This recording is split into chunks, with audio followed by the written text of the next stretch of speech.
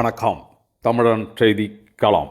சீர்காழி அரசு மருத்துவமனையில் கூடுதல் டாக்டர்களை நியமிக்க பாட்டாளி மக்கள் கட்சி பொதுக்குழு கூட்டத்தில் தீர்மானம் நிறைவேற்றம்.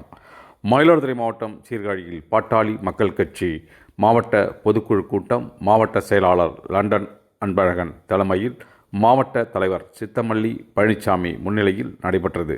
சீர்காழி நகர செயலாளர் சக்கர கார்த்திக் வரவேற்று பேசினார். தஞ்சை மண்டல பொறுப்பாளர் ஐயப்பன், மாவட்ட வன்னியர் சங்க தலைவர் பாக்கம் சக்திவேல், நாடாளுமன்ற ஒருங்கிணைந்த அமைப்பு தலைவர் முத்துக்குமார், மாநில செயற்குழு உறுப்பினர்கள் தேனூர் ரவிச்சந்திரன், காசி பாஸ்கர், மாநில பொதுக்குழு உறுப்பினர் செந்தில்குமார், ஒன்றிய செயலாளர்கள் பாலதண்டாயுதம், தேக்கு தியாகராஜன் கலந்து கொண்டு சிறப்புரையாற்றினர்.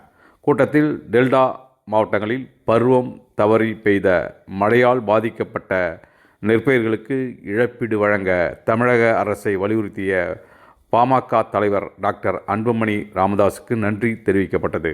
வருகிற நாடாளுமன்ற தேர்தலில் பாமக நிறுவனர் டாக்டர் ராமதாஸ், பாமக தலைவர் டாக்டர் அன்புமணி ராமதாஸ் ஆகியோர் அமைக்கும் கூட்டணியின் வெற்றிக்கு கடுமையாக உழைக்க வேண்டும். பனங்காட்டாங்குடி முதல் ஆலக்குடி வரை கொள்ளிடம் ஆற்றின் தெற்கு கரையை சுமார் 15 கிலோமீட்டருக்கு பொதுமக்கள் பயன்படுத்தும் வகையில் சீரமைக்க வேண்டும். வருகிற சட்டமன்ற கூட்டத்தொடரில் வன்னியர்களுக்கு 10.5% உள்ஒதுக்கீடு சட்டம் நிறைவேற்ற வேண்டும். அனைத்து மக்களுக்கும் உரிய பிரதிநிதித்துவம் கிடைக்கும் வகையில் உடனடியாக சாதிவாரி கணக்கெடுப்பு நடத்த வேண்டும். சீர்காழி அரசு மருத்துவமனையில் கூடுதலாக மருத்துவர்கள், ஊழியர்களை நியமிக்க வேண்டும் உள்ளிட்ட தீர்மானங்கள் நிறைவேற்றப்பட்டன. கூட்டத்தில் நிர்வாகிகள் முருகவேல், வேல்முருகன், குமார், முத்து உள்ளிட்ட பலர் கலந்து கொண்டனர். முடிவில் கார்த்திக் நன்றி கூறினார்.